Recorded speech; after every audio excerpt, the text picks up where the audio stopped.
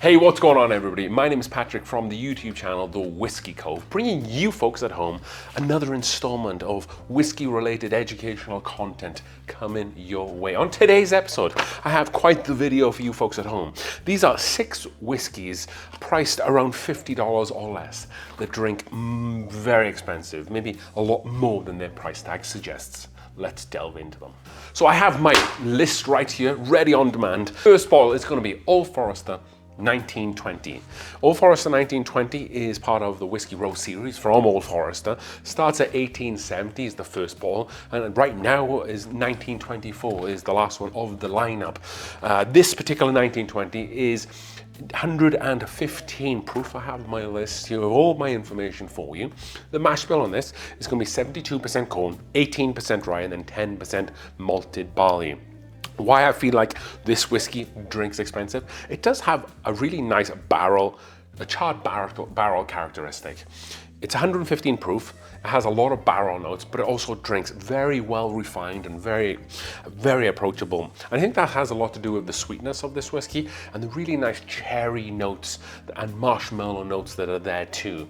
Old Forester 1920 is a staple down here at the Whiskey Cove. And some of the flavors I also get from it, like rich caramel running right through, brown sugar, some really nice roasted nuts and some cinnamon spice there. The finish is quite long. You get a little bit of spiciness there too, and it's a very approachable whiskey for the proof point, and it's also very well priced too. And for me, I think this deserves its place on this list. There's whiskeys that are around about the $50 mark that drink much more expensive than they are. Next up, and that is going to be Four Roses Single Barrel. So they do a couple of different iterations of this. They do the Four Roses Single Barrel, which is the 50% or 100 proof whiskey, and they also do barrel proof versions, but we are talking about the 50% 100 proof version. Age statement is going to be about 7 to 8 years. This is a single barrel, so there are going to be subtle nuances between the different whiskeys, and also the age is going to be a little different too.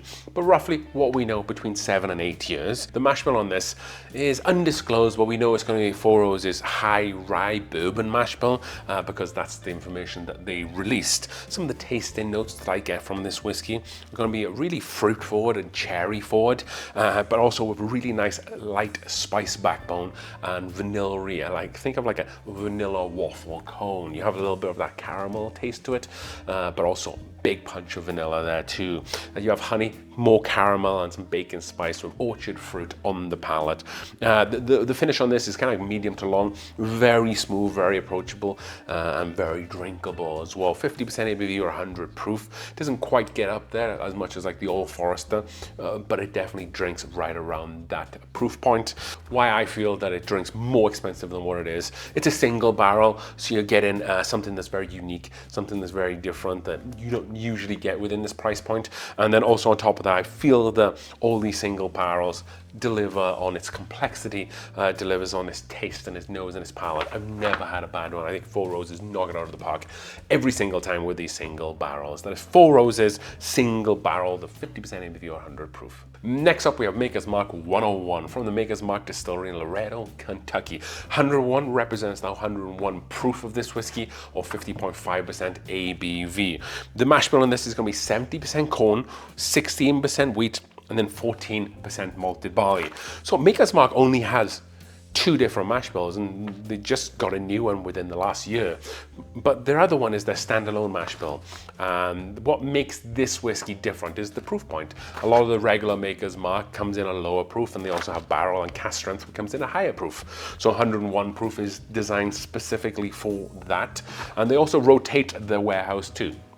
So they don't use specific single barrels. So they rotate their barrels. So the bottom barrels will go up into the top barrels will slowly trickle down the warehouse, and it'll just be like a cycle, and it'll be a rinse and repeat. Why Maker's Mark do that is because they want to standardize their whiskey as much as they can, right? If you buy a bottle today, they want it to taste as much similar as you would have bought a bottle 20 years ago. Or you would buy a bottle from Asia, they want it to taste exactly like a bottle from America. And I appreciate that standardization because you know exactly what you're getting. in. Age on this is roughly going to be around 6 to 7 years, and it is a wheated bourbon, and that's something of key. For a whiskey to be called a wheated bourbon, the highest ingredient in the mash bill needs to be corn. So it needs to be at least 51% corn because it is a wheated bourbon, not a wheat whiskey. But then the second highest ingredient needs to be wheat, and that's what we get with this. It's coming in at 70% corn, 16% wheat, and then 14% malted barley. So that's why it's a wheated bourbon. Some of the tasting and nosing notes. So you're gonna get really nice sweet vanilla, really nice toasted fresh oak there as well. Think like a Rice Krispie bar, marshmallow sweetness hanging on in there, some brown sugar, a little bit of wheat bran maybe on the palate there too, and a little bit of mild spice. The finish is very warm and it kind of lingers and kind of goes on too. I feel like this whiskey drink's more expensive because it has a little bit of a higher proof point as well, without really sacrificing on Maker's Mark's signature mouthfeel. It's a really thick and viscous mouthfeel with some really nice bright and sweet notes. Next up, we have a release from the Wild Turkey Distillery, and that is Russell's Reserve 10 year. So Russell's Reserve 10 year is obviously 10 years old, like the name would suggest. With the 10 extra years from birth, it gives the whiskey a time to really mature into the best version that it can be, and that's why I really like this whiskey. It's that 10-year age statement. So at this point, it's rounded out any of the youthful notes, so you're really left with a rounded, quality 10-year product at this point. ABV and proof point is a little less. This is 45% ABV or 90 proof, so it's sitting down a little bit there, but that doesn't sacrifice the flavor at all. You get rich oak caramel, sweet vanillas, some spice there too as a kind of back body, a huge amount of wood as you would expect from a 10-year whiskey, and then also on top of that, cinnamon, some roasted nuts, a medium to long finish there, which is what I really like about this. It's 90 proof, but the finish is still very, very long. And aged 10 years, it's refined and it's balanced, and it really does punch above its price point. This is one of my favorite releases from the Russell's Distillery, and it's very affordable, and it's 10 years old. So you're really getting a lot of bang for your buck with this one. That is Russell's Reserve 10 year. Next up, and we are staying in Kentucky, and that is because we are going to Bardstown Distilling Company, and we're going to talk about their Bardstown Wheated Bourbon. So the Bardstown Wheated Bourbon is a blend from MGP, which is a distillery in Indiana, and then also as well with their own stuff which they distill at the distillery. The age on this is going to be around about 4 to 6 years old. So again, not hyper aged like the Russell's 10, but it's still interesting to know age doesn't mean always translate to quality. We have this whiskey which is around 4 to 6 years, which hits it out to the park when we think about premium whiskey. So the mash bill on this is going to be 45% corn, 45% wheat, and then 10% malted barley. Again, the first main ingredient for wheated bourbon needs to be corn. The second main ingredient for wheated bourbon needs to be wheat, and that's again what we see here. Nose, vanillas, caramel, soft fruit there as well. Think like red berries, raspberries, strawberries, really ripe red berries. Also as well, we get like a really nice honey, savory, baked kind of cinnamon goods. Think of like Danishes and whatnot with the ice and sugar. Kind of have a lot of those vibes going on with this one. And again, with the wheatiness there, it's kind of like a little bit of wheat bran in there, but the sweetness really helps balance out any of that. Why I believe and why I think this drink's expensive, it's really soft, very well balanced, and with the wheat component, it makes you think that it's a much higher end whiskey, a higher end bourbon than what it is. They've done a really great job with this one, especially given the age statement between 4 and 6 years. You'd never know that. You can have a sip of this at a bar and think, wow, this stuff is pretty good. And then lastly, we have Doc Swinson's Blender's Cut. So Doc Swinson's Blender's Cut is distilled in Indiana. It is sourced from MGP, like we talked a little bit about earlier on. It's aged again between 4 and 6 years, so we're seeing that come through once again here. Proof point on this is going to be 95 proof. So nothing too crazy on the proof point, a really nice ABV and proof point there. The mash bill on this is going to be MGP standard bourbon mash bill with a blended component of the high-rye mash bill. We don't know what the exact details are of that, but we know it's MGP standard bourbon mash bill and then the high-rye mash bill. But what makes this whiskey so good and so unique is that the master blender, Jesse Parker at Doc Swinson's, has a really great nose for whiskey and blending. So he picks and selects different barrels and then brings brings them together to mature into the perfect whiskey blend. Notes of rich oak, brown sugar, and again some more fruit notes there too.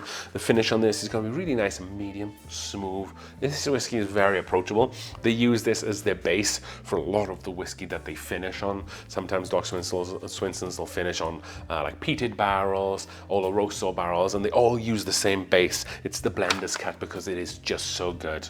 And why I believe that it drinks so expensive is just how well that it's blended together. The blend adds real depth and balance, and again the price point punches above the tag that it suggested that it has. So there you have it, folks. That is 6 whiskeys that I personally believe drink higher than $50, their price point or so would suggest. So if you're out there, you're looking for your bang for your buck, and you're utilizing Men's Journal store, definitely keep an eye out for some of these whiskeys, because you know that you'll be getting a premium product. And if you'd like to see more of these videos, definitely, now this video is finished, go head on over to the Whiskey Cove on the YouTube, and you'll see more of this. And definitely come and say hi, and down in the comments let me know where you've come from. With that being said, thank you so much for watching today's video. Thank you so much for collaborating with us, Men's Journal. We really appreciate it as we drink through the world's whiskeys one glass at a time. Cheers.